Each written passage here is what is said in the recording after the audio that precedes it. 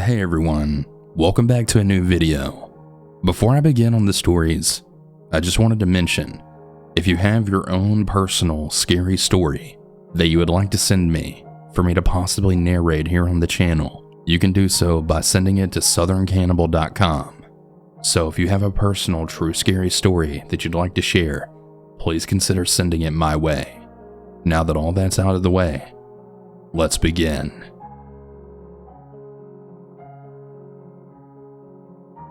Now, before I start with this story, I just want to say one thing after this experience. Everything literally in my life has changed. This happened in 2012 when I was 11 years old. Growing up in a Hispanic cultured city, you are constantly told about ghosts, demons, witches, and even about the devil himself whenever you misbehave. It's the traditional way to scare kids into being good. To add more context and info, I was born and raised and also currently living in a city called El Paso. This city is well known to be full of ghosts and demon activity. Most notably, the famous ghost girl from one of El Paso High's class pictures. This is different though, and still to this very day, I'm still looking for answers. I grew up near a cemetery called the Concordia Cemetery, and during summer vacation, I hung out with my best friend at the time, who we'll call Mike. Mike lived a few houses down from mine, so after school, I'd always go to his house and play video games like Grand Theft Auto or Call of Duty. Well, one day Mike and I were just playing Call of Duty when Mike's mom asked us if we wanted to go join her on walking around the cemetery.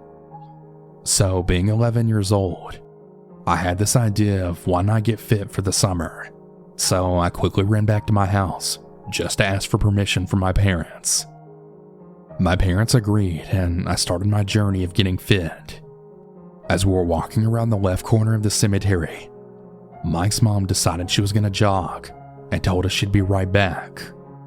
After a few laps, Mike and I were getting tired, and I checked the time, which was 5:30 p.m. This will be a huge factor towards the end, so keep that in mind. We started walking back until we heard a baby cry, by which unfortunately there are cases where babies have been left in the cemetery abandoned in that very cemetery. Anyway, Mike and I did hear from a friend about a person who found a baby and reported it to the police, and the guy got a huge reward. Immediately being consumed with the idea of money being involved, we jumped over the rock wall and followed the sound of the baby's cry. Now, this is gonna sound like a made-up scenario that probably only happens in horror movies, but I can assure you that this really happened. We followed the sound to a section of the cemetery where kids and babies had passed away, where they were buried at, and it really spooked me and Mike out. Then all of a sudden, we started smelling tobacco and heard soldiers yelling, and even talking as if they were planning on attacking someone. It then became foggy. Yeah, you heard that right. It became foggy. Mike then told me to run, and we kept on running, but we kept on passing by the same area, as if we were running in circles.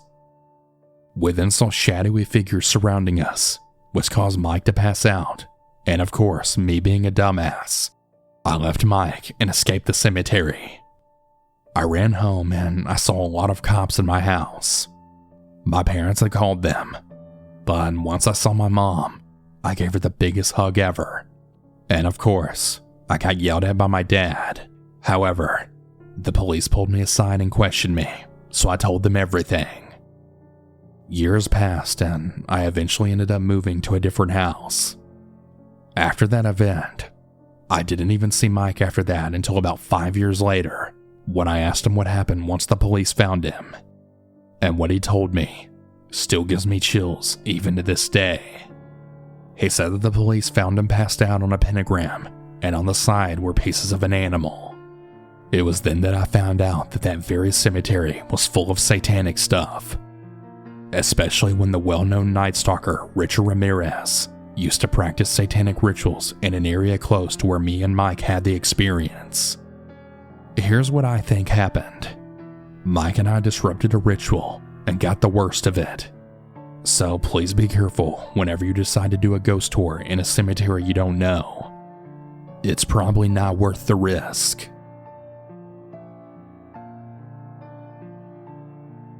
According to my mom, in the country of Lao, there are 2 days out of the month that's called Wansen. It is also known as the Day of the Dead.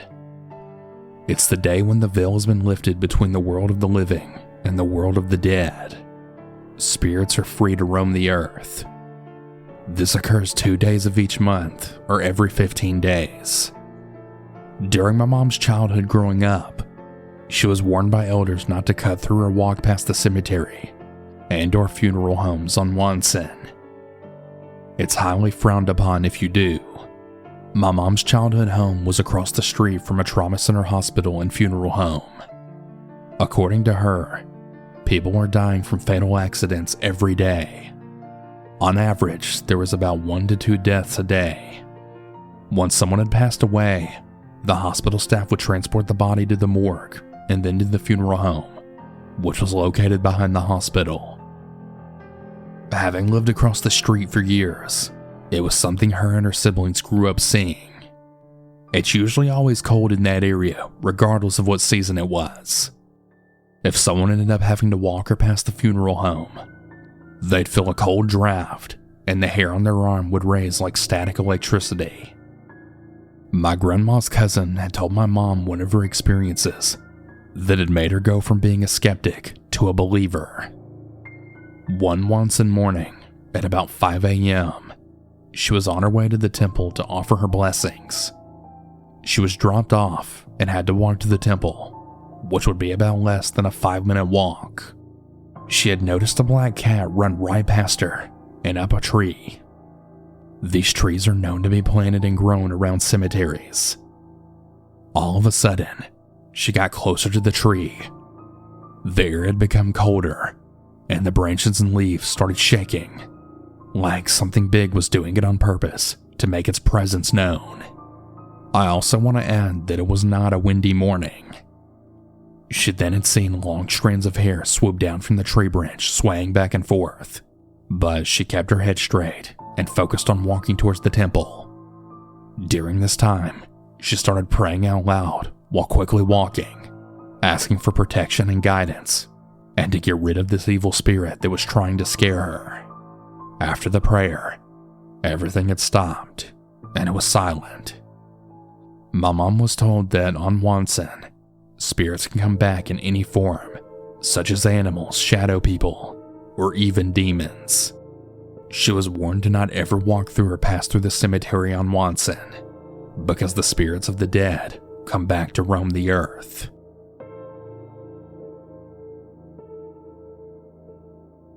This happened to me 2 years ago. I went to visit my cousin in Murphy's, California with my mom in October.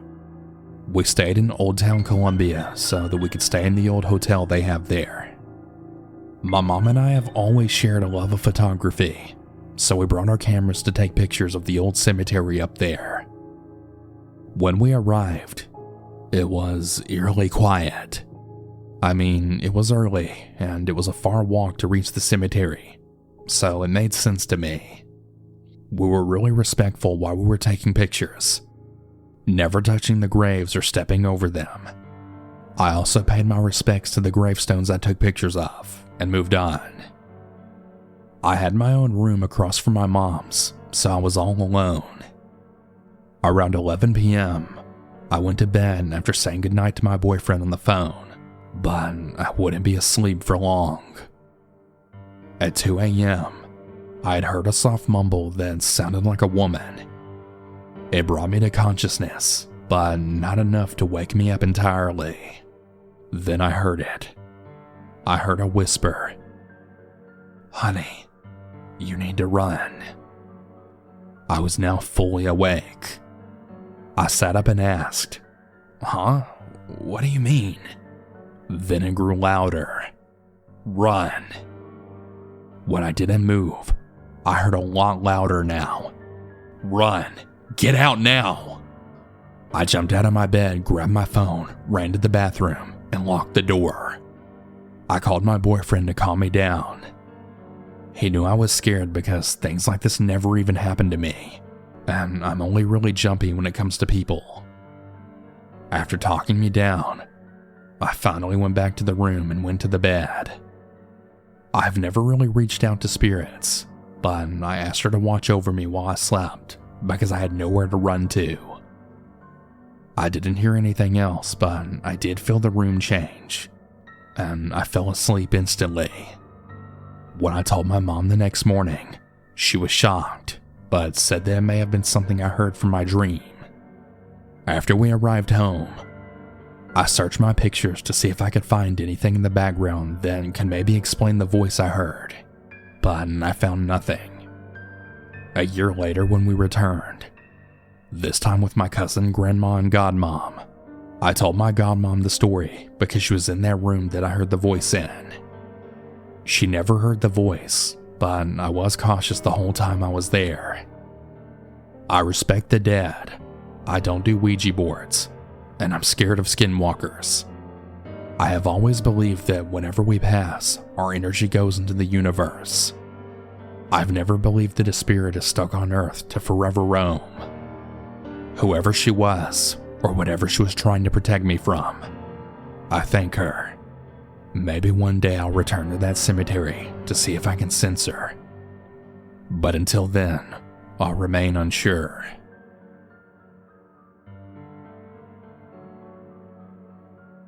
So this happened to me 17 years ago. I had just turned 26 and was and still am really into the paranormal. My girlfriend at the time wanted to surprise me for my birthday and came over to my place, coffee in hand, bright and early, to take me to an abandoned well-known Chicago cemetery. I have an October birthday, so it was perfect. I got up and got ready, and we drove the 1-hour drive to take some pictures and hopefully get some really good EVPs. To describe the place, when you get there, you have to park across the street at the Forest Preserve and walk. You can't enter at night because there's no parking, and you can actually get arrested for trespassing. We cross the street and we head down the trail to the cemetery. Once you get about 300 feet from the broken down gate, you can hear nothing but silence. It can be 90 degrees out, and once you get close, the temperature drops to at least 30 degrees. It was cold that day, so you can just imagine just how colder it was inside. Almost immediately upon entering, we both felt like something was watching us. It was very heavy, and it almost made us leave. We decided to stay though because we went all that way. We began taking pictures and recording. Now, this place is not very big, but it has a dark history. It was abandoned in the 1900s, and people go there to drink, and all of the headstones are all mostly pushed over. It's overgrown, and there's graffiti. One of the graves that always sticks with me is that of an infant. People leave toys and small things there all the time. The longer we stayed, the more depressed we felt. It's like this really sad feeling that just won't go away, and it feels like you're being made to stay there. There's also a busy road outside of it, and you can't even hear one single car go by. You can't hear birds or squirrels either. It's like you're in a whole nother realm. There's an old foundation to a house set in the back as well. We decided to see if we had captured anything while there, and at first we didn't see anything, and decided after almost 4 hours it was time to go. Now comes the scary part. We get back to my place and listen to the EVPs. My jaw dropped at what we had heard. The whole recording had whispers, and you can clearly hear something say "get out" multiple times. The eerie part is we couldn't hear one bird or car, but could on the voice recorder. The picture started showing things. There's one I still have to this day, and it's an old fallen tree with something sitting on it. I say something because you can't really call it a person. It's small and bald, and has a long pointy nose and long fingers. It was almost transparent. Like I said, it doesn't even look human. There were other pictures with things that we couldn't explain. Anyway, about 2 days later, I got violently sick. I felt fine, and then bam, I was sick for weeks. It was a horrible respiratory infection and a lot of stomach issues. I'm healthy, but that took a lot out of me. I also started having horrible luck, and I was really depressed. It took months to recover from all that. My girlfriend had minor depression after that, but not like me. We both felt like we weren't supposed to be there that day, and we believe it's the reason why we had those issues. I haven't been back since, and I won't go back. Not even 17 years later. Whatever happened there with the vandalism made something dark come out. If you somehow do know the place that I'm writing about, stay the hell away from it.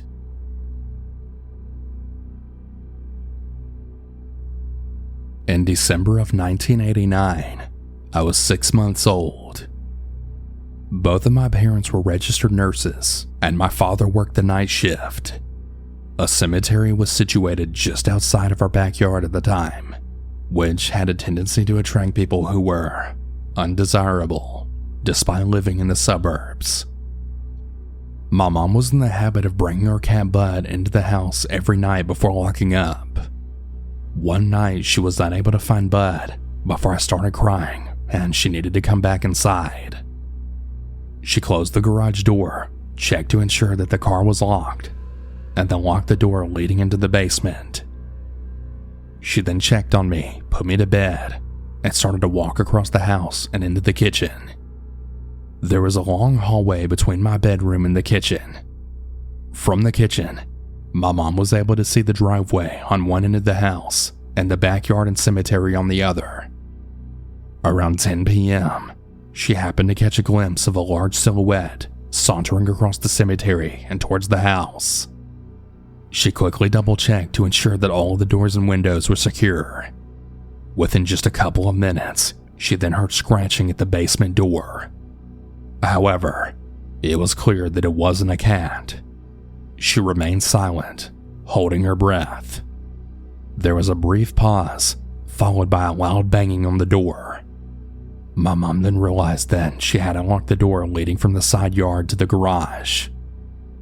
In a panic, my mother called 911. The police arrived in under 15 minutes, but it seemed like hours. She paged my father multiple times while she waited, but he was unable to respond. To make matters worse, she was unable to walk back to my bedroom without passing several windows and making herself visible to the intruder, possibly multiple intruders at that. When the police arrived, they searched the property for whoever had been in the garage. No one was there, but my mom did discover Bud locked in the car and yelling. The cops were never able to figure out how this happened, as she had it locked to begin with. My father promptly installed a security system. My mom never had another experience with an intruder, but we did relocate 9 months later. Always lock your doors, folks, and especially if you happen to live near a cemetery.